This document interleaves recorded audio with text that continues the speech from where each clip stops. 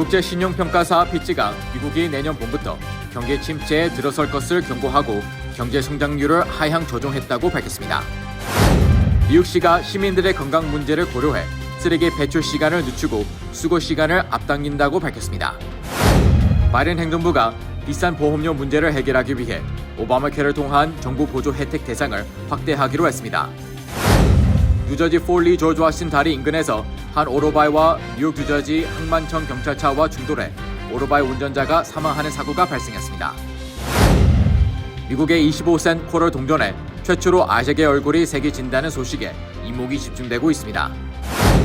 2021-2022년 대입 시즌에 미국 내 한인 학생 대입 합격률이 한민족 중 가장 낮은 40%인 것으로 나타났습니다.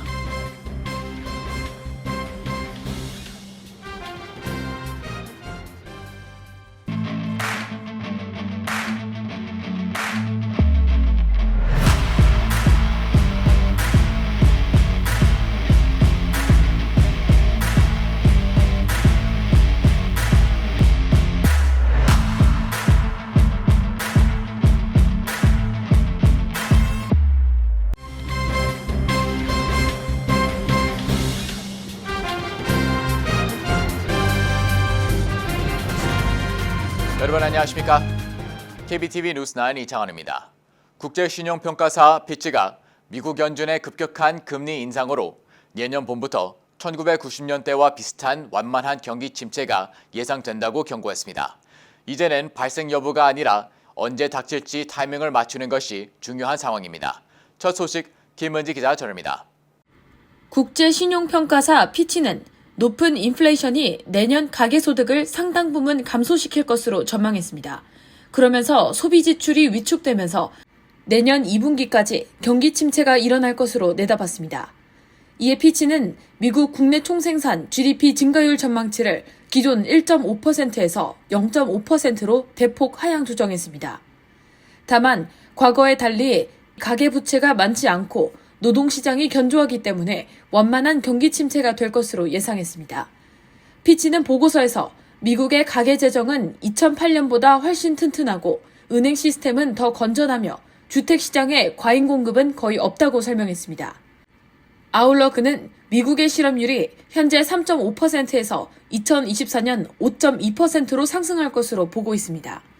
이는 수백만 개의 일자리를 사라지는 것을 의미하지만 이전의 경기 침체와 비교하면 낮은 수치라는 것입니다.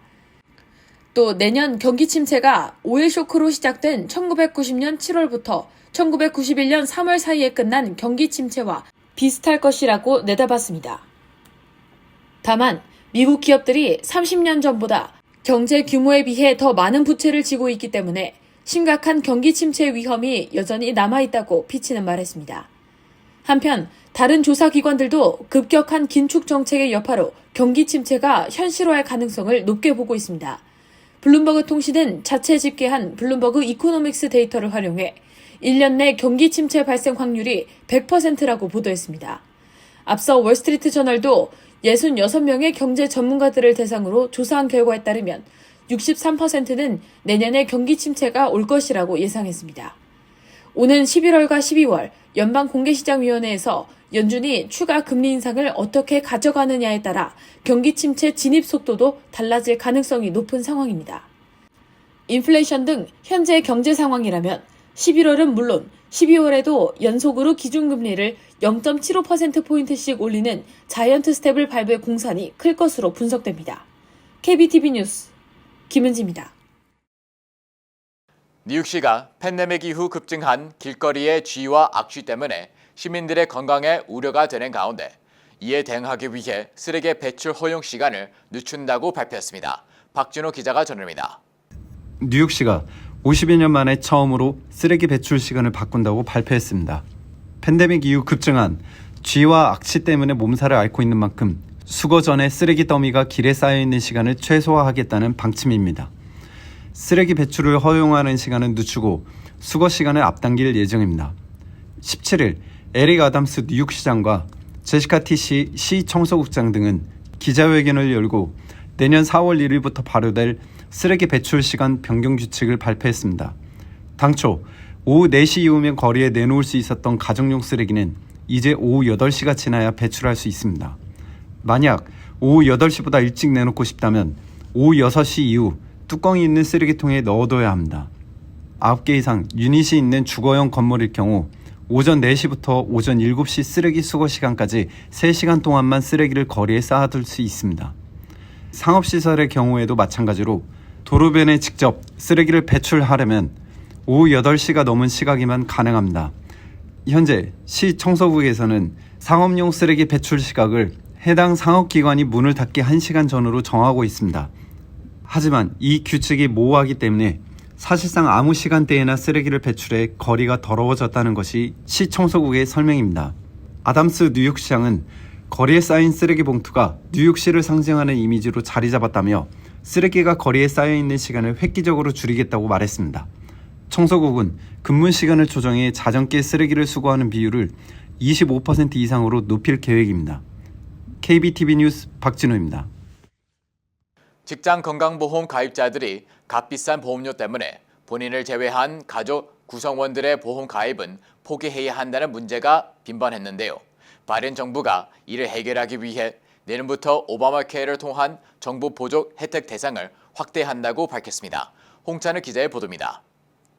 직장 건강보험 가입자들 가운데 비싼 보험료 때문에 가족 플랜을 이용하지 못한 경우 내년부터 오바마 케어를 통해 정부 보조 혜택을 누릴 수 있게 됩니다. 바이든 행정부는 지난 11일 오바마 케어로 불리는 건강보험개혁법 ACA에서 이른바 가족결합 문제를 해소하고 보험료 보조 수혜 대상을 대폭 확대하는 개정안을 최종 확정했습니다. 연방재무부에 따르면 확정된 개정안은 오는 2023년 1월부터 본격 시행됩니다. 직장보험이 너무 비싼 경우 정부 보조금이 제공되는 오바마 케어에 가입해 비용 부담을 낮출 수 있어 더 많은 가정이 건강보험료 보조 혜택을 받을 것으로 전망됩니다. 현행 건강보험개혁법에서는 직장에서 건강보험을 제공할 경우 직원 개인이 납부해야 하는 보험료가 가구 소득의 9.85%를 넘어야만 오바마 케어 가입 시 보조수혜 자격이 주어졌습니다. 이로 인해 직장인 대다수가 자신만 직장보험에 가입할 뿐 부양가족들의 보험 가입을 포기하는 문제가 지속됐습니다. 그러나 이번 개정안으로 직장에서 가족까지 건강보험을 제공할 경우 가족 전체를 커버하는 보험료가 가구 소득 9.85%를 넘어설 경우 오바마 케어의 보험료 보조 수혜 대상에 포함됩니다. 바이든 대통령은 이어 모든 미국인에게 저렴하고 양질의 의료 서비스를 제공한다는 목표에 한층 더 다가섰다고 의미를 부여했습니다. KBTV 뉴스 홍찬호입니다. 어제 조지 워싱턴 브리지 인근에서 오토바이 운전자 사망 사고가 발생했습니다. 운전자가 충돌한 차량은 뉴욕 뉴저지 항만청 경찰차였습니다. 김은지 기자입니다. 경찰차의 앞범퍼 옆면이 심하게 찌그러졌습니다. 그 주위로는 조각난 오토바이의 파편과 사망한 운전자의 소지품들이 나뒹굴어 있습니다. 어제 오전 5시 30분경 뉴저지 포트리의 조지 워싱턴 브리지 부근 브루스 레이놀즈 블러버드에서 르모인 애비뉴로 향하던 뉴욕 뉴저지 항만청 경찰차와 오토바이 한 대가 충돌했습니다. 항만청 대변인에 따르면 경찰은 오토바이 운전자가 빨간색 신호를 무시하고 통과해 달렸기 때문에 경찰 차량과 충돌했다고 밝혔습니다. 당국은 현장에서 사망한 오토바이 운전자의 신원을 공개하지 않았습니다. 당시 차량을 운전 중이던 경찰관은 부상을 입고 병원으로 옮겨졌습니다. 사건에 경찰이 연루됐기 때문에 검찰이 현장을 찾았습니다. 버겐카운티 검찰청의 중대사고조사반은 사고가 발생한 브루스 레이놀즈 블러버드를 폐쇄하고 포트리 메인스트리트에 있는 르모인 애비뉴와 센트럴 로드 사이도 폐쇄시켰습니다. KBTV 뉴스 김은지입니다. 미국에서 가장 많이 쓰이는 25센트 쿼터 동전에 처음으로 아시아계 미국인의 얼굴이 새겨집니다. 동전 뒷면에 새겨질 이 주인공은 바로 중국계 여배우 애나 메이 왕입니다. 김은지 기자가 보도합니다. 오늘 뉴욕타임스는 미 조폐국이 중국계 여배우 안나 메이웡의 얼굴이 각인된 25센트 주화 생산을 시작했다고 보도했습니다. 미국 건국의 영웅이자 초대 대통령인 조지 워싱턴의 옆모습이 새겨진 25센트 주화에 메이웡의 얼굴이 각인된 것은 2020년 연방의회가 통과시킨 법에 따른 것입니다. 성별에 따른 차별을 금지한 미국 수정헌법 제19조 발효 100주년을 기념해 추진된 이 법에는 미국 역사상 중요한 여성이 등장하는 특별 주화를 제작해 유통한다는 내용이 담겼습니다. 1905년 로스앤젤레스 차이나타운에서 세탁소를 운영하는 중국계 이민자 가정에서 태어난 메이웡은 단역 생활을 거쳐 17세 때인 1922년 첫 주연을 맡았습니다. 할리우드에서 손꼽히는 미녀 배우였던 메이웡은 당시 영화에서 인종이 다른 배우들의 입맞춤 등 신체 접촉을 금지하는 미국의 법 때문에 주연으로서 출연할 수 있는 영화가 제한됐습니다. 이 때문에 메이웡은 유럽으로 건너가 활동하기도 했습니다. 메이웡은 남녀를 통틀어 첫 번째로 미국 화폐에 얼굴이 새겨진 아시아계 미국인입니다. 메이웡의 얼굴이 각인된 25센트 주화는 3억 개 이상 제작돼 유통됩니다. 조폐국은 메이웡 외에도 시인이자 인권운동가인 마야 안젤로와 미국 최초의 여성 우주인 셀리 라이드 등의 얼굴이 담긴 25센트 주화도 생산합니다. 안젤로는 사상 최초로 미국 화폐에 등장하는 흑인 여성, 라이드는 미국 화폐에 등장하는 최초의 성소수자로 기록됩니다. 조폐국은 2025년까지 모두 20명의 여성을 25센트 주화에 등장시킬 계획입니다. KBTV 뉴스 김은지입니다. 미 전역 한인 학생들의 대학 입학 합격률이 40%로 모든 인종 및 민족 가운데 최저 수준인 것으로 나타났습니다. 입학 경쟁이 치열한 명문대 지원 경향이 두드러지기 때문으로 풀이됩니다. 자세한 소식 김은지 기자 전해드립니다. 어제 공통지원서가 발표한 대입지원자 인종 및 민족별 보고서에 따르면 2021-2022년 대입 시즌에 미국 내 한인 학생들은 평균적으로 7개에서 8개 대학에 지원서를 제출했고 합격률은 40%로 나타났습니다. 이번 보고서에 따르면 인종별로는 아시안 평균 합격률이 흑인이나 백인보다 낮은 것으로 나타났고 아시안을 민족별로 세분화한 자료에서도 한인 합격률이 최저였습니다. 또 한인처럼 학업 성적과 대입 준비가 우수하다고 평가받는 중국계나 인도계 학생들의 경우도 한인 학생보다는 높지만 합격률이 45% 미만으로 나타났습니다. 이에 대해 성적이 우수한 한인과 중국계, 인도계 학생들의 합격률이 낮은 것은 입학 경쟁이 치열한 명문대 지원 경향이 두드러지기 때문으로 풀이됩니다. 같은 아시안이라도 성적이 다소 낮은 베트남이나 필리핀, 캄보디아계 학생들은 합격률이 50% 이상으로 더 높은 것으로 나왔는데 이는 비교적 경쟁이 덜한 대학에 지원하는 경향이 크기 때문으로 분석됩니다. 또 한인 학생의 경우 명문대에서 주로 채택하는 조기 전형 방식인 얼리 디시전 지원 비율이 타민족에 비해 높은 점도 한인 학생들이 상대적으로 명문대 도전 경향이 크다는 근거로 여겨집니다. 2021-2022년 대입 시즌 한인 지원자들의 평균 SAT 점수는 1,400점 이상으로 민족 및 인종별 비교에서 가장 높았습니다. 고교 내신을 나타나는 GPA 역시 1점 만점으로 환산할 때 약 0.96점으로 중국계와 더불어 최고 수준이었습니다. AP 점수도 평균 1.8개 과목을 제출해 평균 2개 과목을 제출하는 중국계와 인도계에 이어 세 번째 수준입니다. 이외에 한인 지원자가 대입 원서에 기재하는 특별 활동 수는 평균 7.5개로 나타났습니다. 2021-2022년 대입 시즌 기준 아시안 지원자 가운데 한인은 9.1%로 인도계 28.4%, 중국계 21.3%에 이어 세 번째로 많았습니다. KBTV 뉴스 김은지입니다. 퓨 리서치 센터가 센서스 데이터 등을 분석해 공개한 아시안 유권자 분석 자료에 따르면 11월 8일 중간선거에서 투표할 자격이 있는 아시안 유권자는 전체 유권자의 5.5%를 차지하는 총 1,335만 명입니다. 이는 지난 2018년 집계 이후 9%, 약 105만 명이 증가한 것입니다. 전국 아시안 유권자 1,335만 명 중 뉴욕, 뉴저지 아시안 유권자는 각각 110만 명과 50만 5천 명입니다.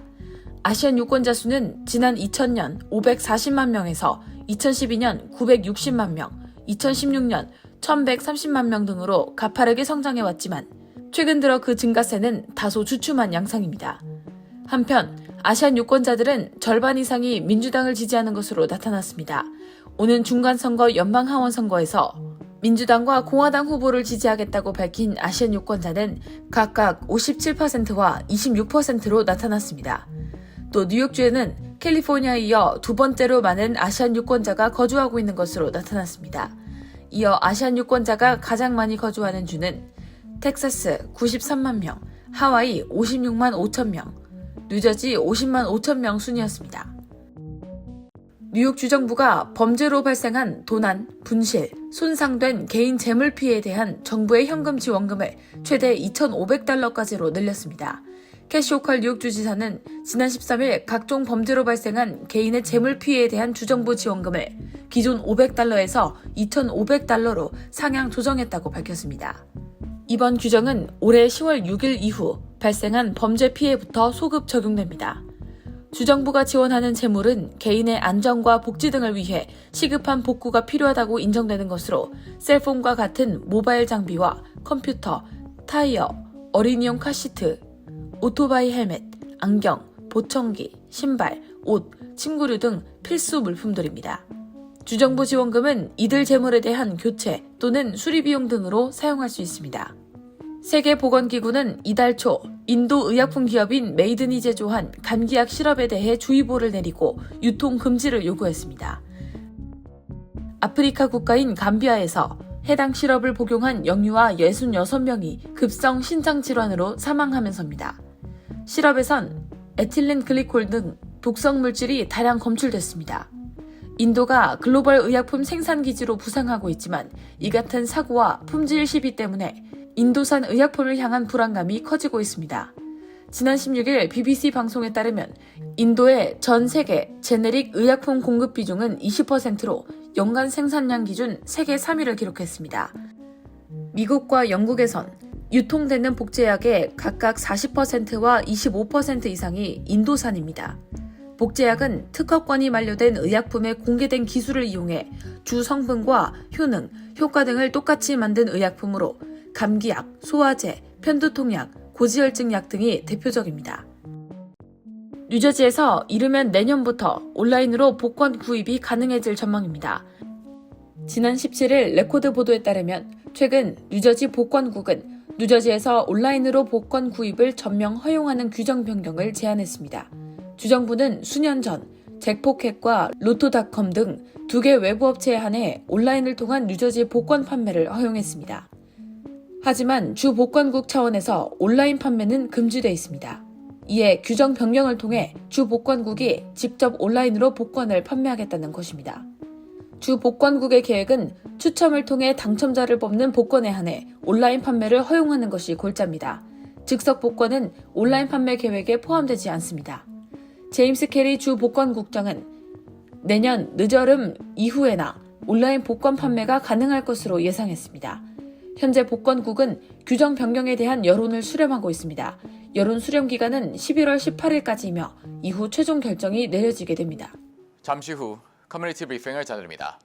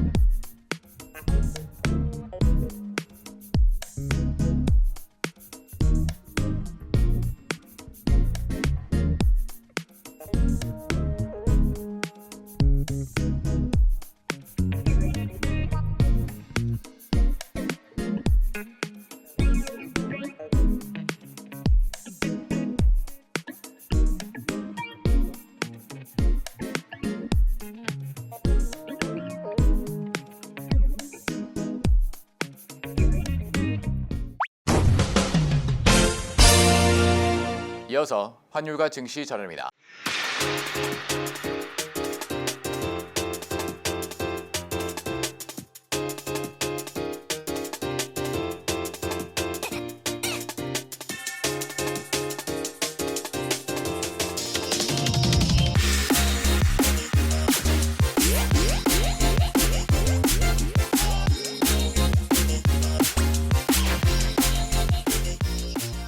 잠시 후 뉴욕과 뉴저지 날씨 전해드립니다.